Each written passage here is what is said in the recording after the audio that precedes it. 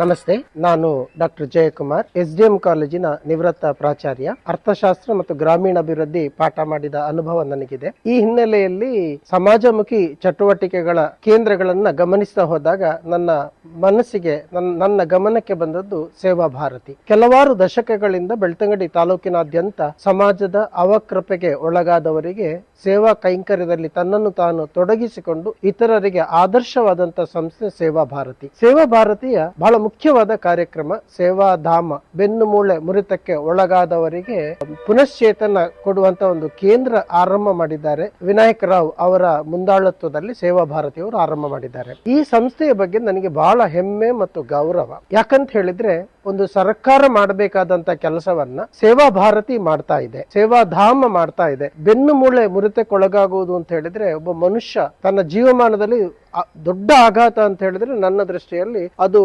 ಬೆನ್ನು ಮುರಿತಕ್ಕೊಳಗಾಗುವಂಥದ್ದು, ಚಲನ ಶಕ್ತಿಯನ್ನ ಕಳೆದುಕೊಳ್ಳುವಂಥದ್ದು. ಆ ಮೂಲಕ ಸಾಮಾಜಿಕ, ಆರ್ಥಿಕ ಮತ್ತು ಕೌಟುಂಬಿಕ ಅವಕೃಪೆಗೆ ಒಳಗಾಗದಂತ ಒಬ್ಬ ವ್ಯಕ್ತಿಯ ಪುನಶ್ಚೇತನ ಮಾಡುವಂತ ಕೈಂಕರ್ಯ ಸೇವಾಧಾಮ ಮಾಡ್ತಾ ಇದೆ. ಅದಕ್ಕೋಸ್ಕರ ವಿಶೇಷವಾದ ಅಭಿನಂದನೆಗಳು. ಇದರೊಂದಿಗೆ ಬಹಳ ದುಃಖ ಕೂಡ ಇದೆ. ಯಾಕಂತ ಹೇಳಿದ್ರೆ ಸರ್ಕಾರ ತಾನು ಮಾಡಬೇಕಾದ ಕೆಲಸವನ್ನ ಮಾಡದೇ ಇದ್ದು, ಆದ್ರೆ ಇಂಥ ಕೆಲಸವನ್ನ ಮಾಡುವಂತಹ ಒಳ್ಳೆಯ ಸಂಸ್ಥೆಗಳಿಗೆ ಸರ್ಕಾರ ಅನುದಾನ ನೀಡದೇ ಇರುವಂತದ್ದು ಕೂಡ ಬಹಳ ಬೇಸರವನ್ನ ತರುತ್ತೆ. ಆದ್ರೆ ಏನು ಸ್ವಲ್ಪ ಅನುದಾನವನ್ನ ಬೇರೆ ಬೇರೆ ರೀತಿಯಿಂದ ಕೊಟ್ರೆ ಸಾಲುವುದಿಲ್ಲ. ಇಂತಹ ಸಂಸ್ಥೆಗಳಿಗೆ ಅನುದಾನವನ್ನ ನೀಡಬೇಕು ಅಂತ ನಾನು ಬಹಳಷ್ಟು ಕಳಕಳಿಯಿಂದ ವಿನಂತಿ ಮಾಡ್ತಾ ಇದ್ದೇನೆ. ಸೇವಾಧಾಮಕ್ಕೆ ಹೋದ್ರೆ ಗೊತ್ತಾಗುತ್ತೆ ಬೆನ್ನು ಮೂಳೆ ಮುರಿತಕ್ಕೊಳಗಾದವರ ಜೀವನ ಹೇಗಿದೆ ಅಂತ ಹೇಳಿ. ಹಾಗಾಗಿ ಈ ಸಂಸ್ಥೆಗೆ ಸಮಾಜದ ಒಂದು ಹೊಣೆಗಾರಿಕೆ ಇದೆ.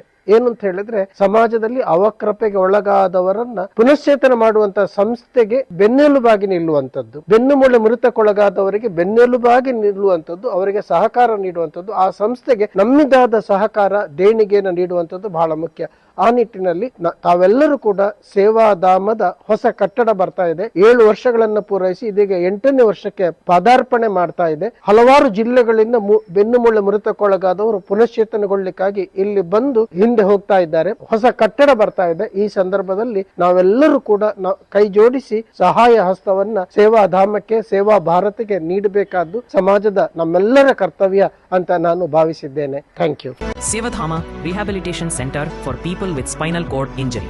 For more details, contact 994591 241 or visit our website www.sevabharati.org.